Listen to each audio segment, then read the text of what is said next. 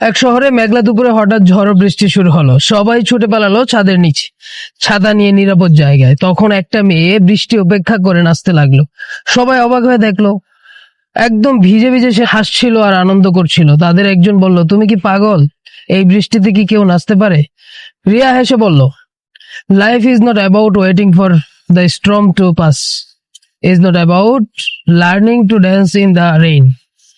জীবন মানে ঝড় চলে যাওয়ার জন্য অপেক্ষা করা নয়, বরং বৃষ্টির মধ্যে নাচতে শেখা।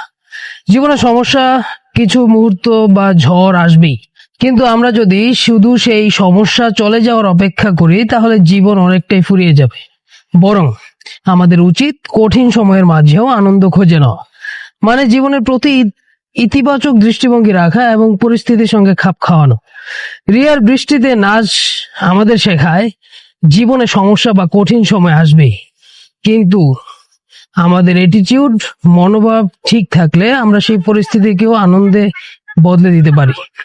আমাদের জীবনের অনেকবার এমন সময় আসে যখন সবকিছু ঠিকঠাক যাচ্ছে না, তবুও যদি আমরা হতাশ না হয়ে নিজেকে পজিটিভ রাখি, তখনই আসল জীবন শুরু। Life is 10% what happen to you and 19% how you react to it. এই কথা 1930 সালে চর্চিত হয়েছে একজন নামকরা লেখক চার্লস আর সুইন্ডল। অর্থাৎ জীবনে যা ঘটে তার চেয়ে বেশি গুরুত্ব আমরা দিই আমাদের প্রতিক্রিয়ার।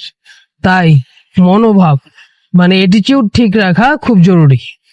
তুমি কি কখনো কঠিন মুহূর্তে নিজের মনোবল ফিরিয়ে আনতে পেরেছো? জানাবে অবশ্যই।